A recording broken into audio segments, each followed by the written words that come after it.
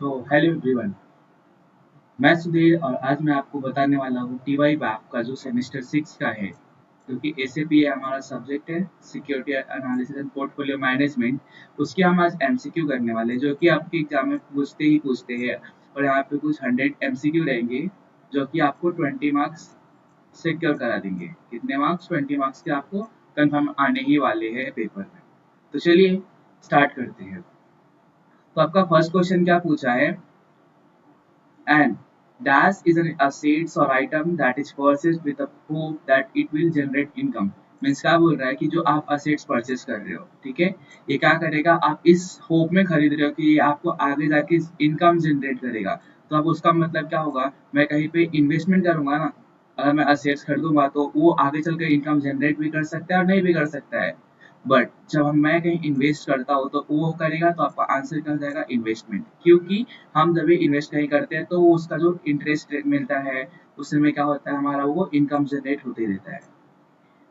Second question है, dash is a professionally managed. अब हम क्या कर रहे हैं? प्रोफेशनली मैनेज कर रहे हैं। सपोज कोई इंडिविजुअल है, तो उसको तो उतना नॉलेज रहेगा नहीं, या नॉलेज भी है तो उतना उसके पास टाइम नहीं रहेगा। ठीक है, तो वहाँ पे बहुत सारे प्रोफेशनलिस्ट मैनेज करते हैं, मीन्स बहुत सारे जिनको नॉलेज है, जो एक्सपर्ट लोग हैं वो मैनेज करते हैं। तो वो सब कहाँ पे रहते हैं? हमने पढ़ा है म्यूचुअल फंड, एसआईपी में तो होगा नहीं, तो इन हो नहीं सकता है। दूसरा हमारे पास है म्यूचुअल फंड। तो म्यूचुअल फंड में क्या होते हैं? उन लोग रहते हैं, क्योंकि वो मैनेज कौन करते हैं? प्रोफेशनल्स लोग मैनेज करते हैं। फिर ऐसा आपका थर्ड क्वेश्चन है, section dash is the most widely use section for claiming income tax deduction. तो डिडक्शन की बात आ गई, और यहाँ पे मोस्ट वाइडली ना मीन्स कहाँ पे मिलता है आपको? एटीसी में बहुत सारे डिडक्शन मिलते हैं। तो आपको एटीडी में आता है तो लिमिटेड है, तो वो नहीं सकता है। मोस्ट वाइडली कुछ है ना, मतलब बहुत ज्यादा ज्यादा आपको कहाँ पे मिलता है? एटीसी सी में बहुत आपको ज्यादा मिलता है। ठीक है, फिर नेक्स्ट क्वेश्चन है, more the dash more the profit. Simple सी बात है भाई, हर्ष मेहता ने कहा था, रिस्क है तो इसके मीन्स आपको जितना ज्यादा रिस्क लोगे उतना ज्यादा आपको क्या मिलेगा? प्रॉफिट मिलेगा। तो सिंपल, जितना ज्यादा रिस्क उतना ज्यादा प्रॉफिट। तो more the risk more the profit. आपका फिफ्थ क्वेश्चन है, dash means marketability of an investment. Marketability means आप कभी उसको बेच सकते हो या कभी आप खरीद सकते हो, तो हम कहाँ पे कर सकते हैं? जब लिक्विडिटी होती है तो हम वहाँ पे मार्केटेबिलिटी, उसको क्या बोलते हैं? लिक्विडिटी को बोलते हैं मार्केटेबिलिटी। ओके, नेक्स्ट है, dash refers to the loss dull of principal amount of investment. क्या होता है? आपका प्रिंसिपल अमाउंट मतलब क्या हो रहा है? लॉस ऑफ प्रिंसिपल अमाउंट, आपको प्रिंसिपल अमाउंट का लॉस हो रहा है। तो क्या बताएगा? आपने रिस्क लिया तभी तो लॉस हो रहा है ना। अगर आपको रिटर्न मिलेगा मीन्स आपका प्रिंसिपल एक्स्ट्रा बढ़ रहा है, तो हमें तो प्रिंसिपल एक्स्ट्रा बढ़ नहीं रहा है, तो आपको यहाँ पे रिस्क रहेगा। इन्वेस्टमेंट तो आपने किया ही रहेगा, म्यूचुअल फंड आपका है, लेकिन आप क्या कर रहे हो? यहाँ पे लॉस हो रहा है। लॉस कहाँ पे हो सकता है? क्यों होगा? आपने रिस्क लिया रहेगा तो ही हो सकता है। तो आपका आंसर क्या है? रिस्क है। फिर आता है, dash refers to the production of investor. इसका protection of investor. Principal amount मतलब जो आपने इन्वेस्ट किया है उसको क्या करेगा? प्रोटेक्ट करेगा। तो प्रोटेक्ट कहाँ पे करेगा? एक ऐसा पॉइंट रहेगा जहाँ पे आप, सपोज आपने 10 रुपए इन्वेस्ट किया, ठीक है, लेकिन आपको एक लॉस पॉइंट बना के रखना कि 8 रुपए से अगर नीचे जाएगा तो मैं उसे क्या कर दूंगा? सेल कर दूंगा। तो ये आपका क्या होगा? एक सेफ्टी पॉइंट हो गया ना, मीन्स आप इससे नीचे रुक नहीं सकते हो। आप इससे ज्यादा लॉस बेयर नहीं कर सकते हो। 2 रुपए का ही लॉस आप बेयर करने वाले हो, तो आपका क्या हो जाएगा? आप पे सेफ्टी जो है ना, आपका क्या हो जाएगा? रिक्वायर्ड होना चाहिए। तो प्रोटेक्शन के लिए क्या चाहिए? हमें सेफ्टी चाहिए। नेक्स्ट है, dash refers to an investment ready to convert into cash position. Means जब हमको मन किया था, हमने बेच के उसको किस में चेंज कर लिया? कैश बेसिस में, मतलब कैश में चेंज कर लिया। अब कैश में चेंज किया तो ये इसको क्या बोलते हैं? हम लिक्विडिटी बोलते हैं। ठीक है, वैसे भी हमने अकाउंट में एक प्रिंसिपल पढ़ा था, लिक्विडिटी प्रिंसिपल हमने पढ़ा है, कन्वर्टिज्म में है। तो लिक्विडिटी का मीनिंग क्या होता है? ऐसे असेट्स जिसको हम इजिली किसमें चेंज कर ले? अपने कैश में चेंज कर लेते हैं। फिर नेक्स्ट है आपका, डैश मीन्स ट्रांसफरेबिलिटी और and saleability of an assets. Means आप ट्रांसफर कर सकते हो किसी को। तो मार्केटेबिलिटी रहेगा तो आप ट्रांसफर कर सकते हैं ना किसी को, अगर इजिली कैश अवेलेबल है, या हम किसी को ट्रांसफर करना चाहें तो हम इजिली कर सकते हैं। बट रिटर्न ऐसा हम नहीं कर सकते हैं। इसके इस आंसर क्या? मार्केटेबिलिटी है। फिर dash activities include buying and selling. Means आप खरीद रहे हो और बेच रहे हो, किसका? Financial assets. फिजिकल असेट्स और marketable assets in the primary and secondary market. या तो आप ऑनलाइन खरीद रहे हो बेच कर रहे हो, या तो आप ऑफलाइन से बेच कर खरीद कर रहे हो, उसको क्या बोलते हैं इन्वेस्टमेंट। हमने देखा है ट्रेड के डेफिनेशन में भी होता है बाइंग एंड सेलिंग, बट यहाँ पे क्या है फाइनेंशियल असेट्स है, फिजिकल असेट्स है और मार्केटेबल असेट्स है। तो आप ऑनलाइन या ऑफलाइन खरीद रहे हो, आपने कहीं से रखा है तभी तो बाइक परचेज कर रहे हो, इसका आंसर क्या हो जाएगा इन्वेस्टमेंट। फिर है अ गुड, अब यहाँ पे गुड्स होना चाहिए। अ goods dash on investment is the first and foremost condition of effective investment. हम क्या देख के लगाते हैं पैसे, हम पहले पैसा लगा, क्यों पैसे लगाते हैं, क्योंकि वहां पर रिटर्न ज्यादा रहेगा, है ना। आपको अगर मालूम हो कि हमें यहाँ से रिटर्न ज्यादा मिल रहा है तो आप वहां पे इन्वेस्ट करोगे, करेक्ट है ना। तो आप सबसे पहले क्या देखते हो, रिटर्न, रेट ऑफ रिटर्न देखते हो कि कितना कम है या ज्यादा है। अगर ज्यादा है तो आप इन्वेस्ट करते हो, साथ में रिस्क भी देखोगे ना यहाँ पे, ठीक है। अब यहाँ पे क्या देखोगे, उसका रिस्क देखोगे। लेकिन रिस्क की भी तो बात नहीं कर रहे हो ना, पहले आप क्या देखोगे रिटर्न, उसके बाद आप रिस्क करोगे, इसके बाद आप जाओगे रिस्क में, ठीक है। आ जाओ अगले पे आते हैं। Dash means portfolio combination of financial assets and physical assets. Means आपने सपोज शेयर्स में पैसे लगाए और आपने कुछ असेट्स परचेज किया है, इन दोनों को मिला के आपको क्या बनता है, जहाँ पे आप एक बनता है उसको बोलते हैं पोर्टफोलियो। तो क्या कॉम्बिनेशन ऑफ फाइनेंशियल असेट्स है और फिजिकल असेट्स, दोनों को मिलाने से क्या बनता है, एक बनता है आपका पोर्टफोलियो बनता है, ठीक है। तो पोर्टफोलियो क्या है, कॉम्बिनेशन है किसका, फाइनेंशियल असेट्स का और फिजिकल असेट्स का। नेक्स्ट है portfolio is the process, portfolio dash is the process of reviewing or assessing the elements of the entire portfolio of securities or product or in business। आप क्या करोगे, अगर suppose आपको review कर रहे हो ना, मीन्स आप क्या करोगे, उसको जांच पड़ताल मतलब चेकिंग तो करोगे ना कि आपको प्रॉफिट होगा या लॉस होगा। उस चेकिंग को, रिव्यूइंग को क्या बोलते हैं, हम रिव्यू करने को बोलते हैं एनालिसिस बोलते हैं, ठीक है। रिव्यूइंग का दूसरा नाम क्या है, एनालिसिस करते हो आप। Higher the dash, higher dash is associated with greater profitability. Simple, risk है तो इसके, करेक्ट ना। तो हायर रिस्क तो ग्रेटर प्रॉफिटेबिलिटी, करेक्ट। आ जाते हैं 15 पे। क्या बोला, dash is the effort to achieve a balance between desire for the lowest possible risk and the highest possible risk. Means आपको उसके बीच में चाहिए ना, आपको ज्यादा लोएस्ट चाहिए ना आपको ज्यादा हाईएस्ट चाहिए, आपको एक बीच में चाहिए ना। मीन्स आप ट्रेड ऑफ कर दोगे, मतलब आप वहाँ पे लिमिट लगा रहे हो, सपोज 10 का था ना, वहाँ पे 10 मतलब 10 का था, आपने 8 रुपए तक लॉस बेयर कर सकते हो, ठीक है। तो जो वहाँ पे था ना, मतलब आप 8 से 9, 10 से 8 के बीच में जो कमा रहे हो ना, 9 रुपए कमा रहे होगे, 9.9 कमा रहे होगे, 9.8 अर्निंग कर रहे होगे, तो वो आपका क्या है, ट्रेड ऑफ है। मतलब इससे ज्यादा है या उसके ऊपर में नहीं, वो इतना चलेगा, समझ रहे हो आप।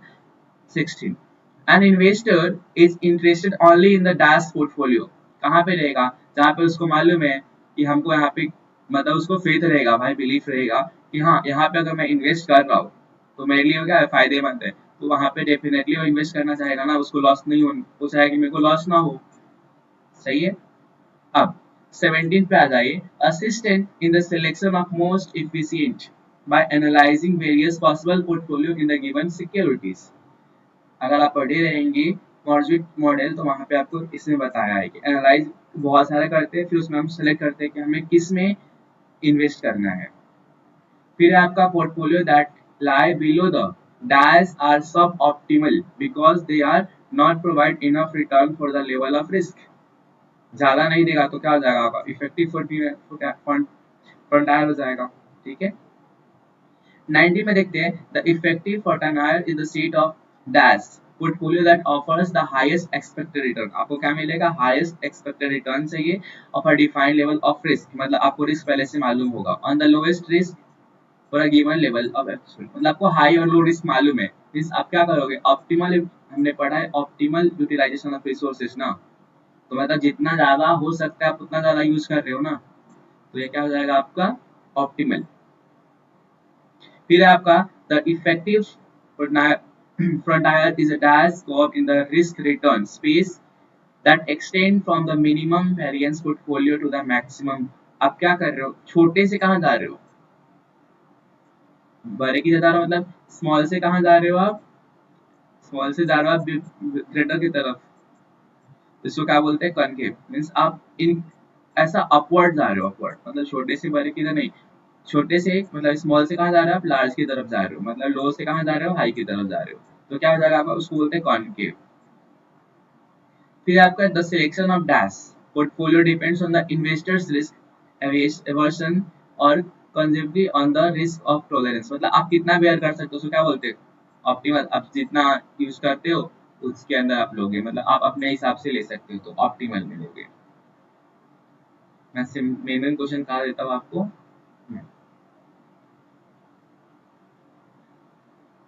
Risk is the dash risk is the risk of investment declining in the value, क्या कर रहा है उसका वैल्यू कम कर रहा है बिकॉज द इकोनॉमिक डेवलपमेंट और other events that affect the entire market, means suppose market में कुछ हो गया तो अब क्या होगा, जब मार्केट प्राइस 100 पे चल रहा था वो गिरेगा ना, मार्केट में कुछ झगड़ा हुआ या कोई स्ट्राइक हो गया किसी कंट्री में, वॉर चालू है तो उससे आपका क्या होगा, मार्केट इफेक्ट होगा, तो जो मार्केट रिस्क होगा और जो मार्केट प्राइस होगा वो क्या हो जाएगा, नीचे गिर जाएगा, इसको आपको क्या करेगा, मार्केट रिस्क हो जाएगा वो।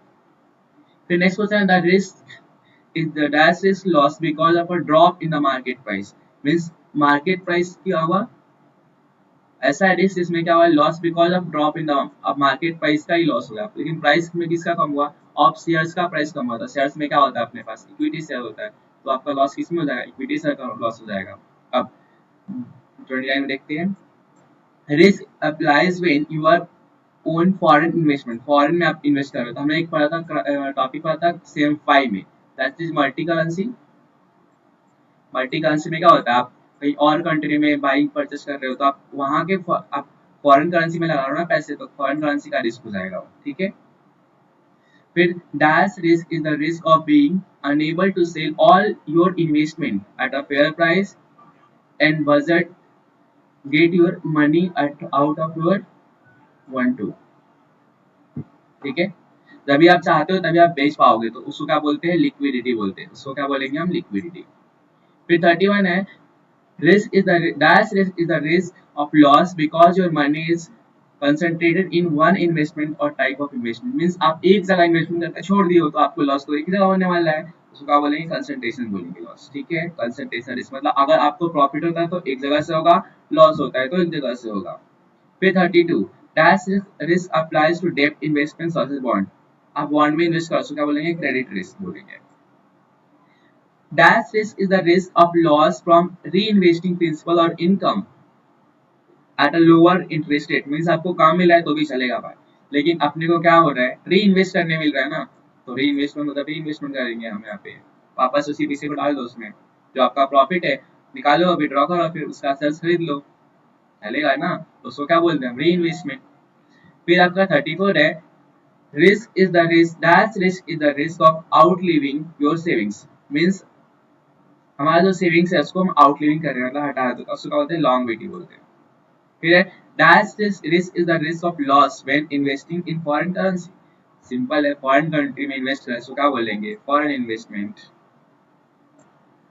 Higher risk 36, higher risk is associated with greater probability, means अगर हायर रिस्क, हमें अभी उल्टा क्वेश्चन पूछ दिया, अभी हाई रिस्क है तो क्या होगा, high return, high return, simple question है।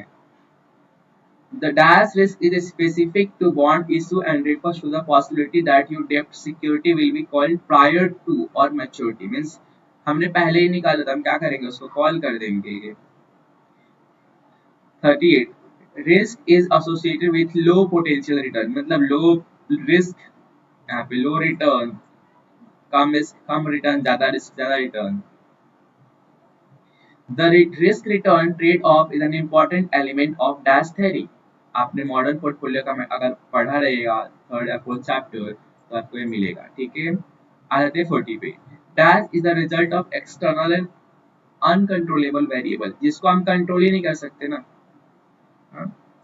और एक एक्सटर्नल वेरिएबल से कौन सा सिस्टमैटिक रिस्क, मतलब वो हमको मालूम है कहाँ पर रिस्क होने वाला है। अब देखते हैं अनसिस्टमैटिक रिस्क होता है क्या है, तो refers to the risk which emerges out of control and known variables are in the state, मतलब आपको कंट्रोल कर सकते थे, ठीक है, लेकिन आप आपको मालूम है कि वहां पर रिस्क होने वाला है तो क्या होगा, आपका अनसिस्टमैटिक हो जाएगा, ठीक है, आउट ऑफ कंट्रोल हो जाएगा। Dash measures of dispersion of data from expected return, हमने पढ़ा है क्या होता है यहाँ पे, एक्सपेक्टेड रिटर्न का फॉर्मूला कहाँ से हम डिराइव करते हैं, ईआर, स्टैंडर्ड डेविएशन से निकालते हैं ना हम वहाँ पे, तो आपका कहाँ से होगा, स्टैंडर्ड डेविएशन से, क्योंकि बीटा तो आपका आता नहीं है उधर, अल्फा भी है नहीं हमारे इसमें, सीएपी में थ्योरी है, तो अभी वो आपको यहाँ पे चैप्टर में था नहीं, तो आपको क्या बचेगा, स्टैंडर्ड डेविएशन बचेगा। फिर the measures of amount of systematic risk, risk में आपको बीटा समझना पड़ेगा, बीटा मतलब रिस्क होता है। Security have relative to the whole market, आपको सिंपल सा माइंड में रखना है कि जो बीटा है आपका क्या है, रिस्क आइडेंटिफाई करता है। फिर the dash is a measurement of spread between number and the data set, number और डेटा सेट के बीच में क्या आता है, वेरिएंस आता है, क्योंकि हम स्टैंडर्ड डेविएशन निकालते हैं और उसका अगर हम यहाँ पे अंडर रूट निकाल लें तो क्या मिलेगा हमको, वेरिएंस मिल जाएगा। ठीक है, तो इससे क्या हुआ, इससे बीच का डेटा होगा। फिर the dash is equal to the highest value sorry 46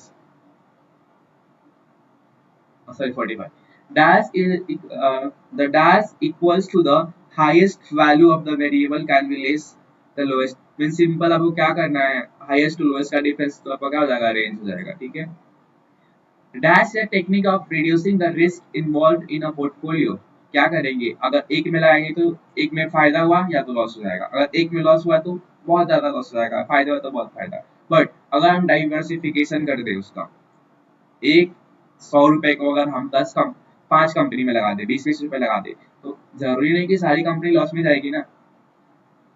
suppose एक कंपनी प्रॉफिट में गई, 2 कंपनी लॉस में गई, तो अपने को 3 कंपनी से तो फायदा हो रहा है ना।